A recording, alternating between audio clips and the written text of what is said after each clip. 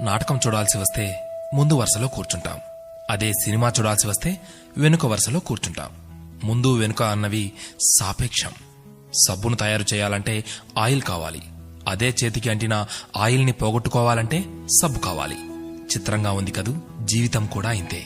సమస్య వచ్చి పడింది, జీవితం అయిపోయింది అనుకోకూడదు. దానిని ఓ మలుపుగా భావించాలి.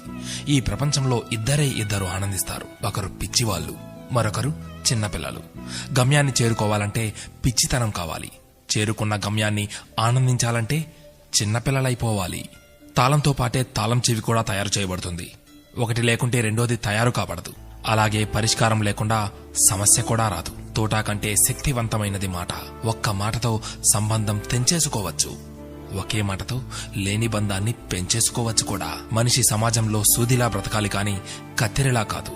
సూది పని ఎప్పుడు జోడించడం మాత్రమే, కత్తెర పని ఎప్పుడు విడదీయడమే. అందరినీ కలుపుకుంటూ బ్రతకాలే గాని కత్తెరలా విడదీస్తూ కాదు. నిజాన్ని మార్చే శక్తి ఈ ప్రపంచంలో ఎవ్వరికీ లేదు.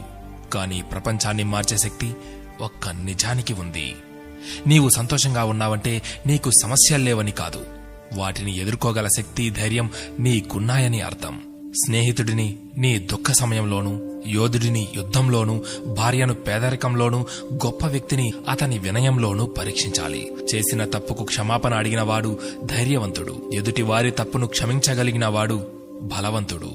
కష్టం అందరికీ శత్రువే, కాని కష్టాన్ని కూడా చిరునవ్వుతో స్వీకరిస్తే అది సుఖమై నిన్ను ప్రేమిస్తుంది. ఓటమి లేనివాడికి అనుభవం రాదు, అనుభవం లేనివాడికి జ్ఞానం రాదు.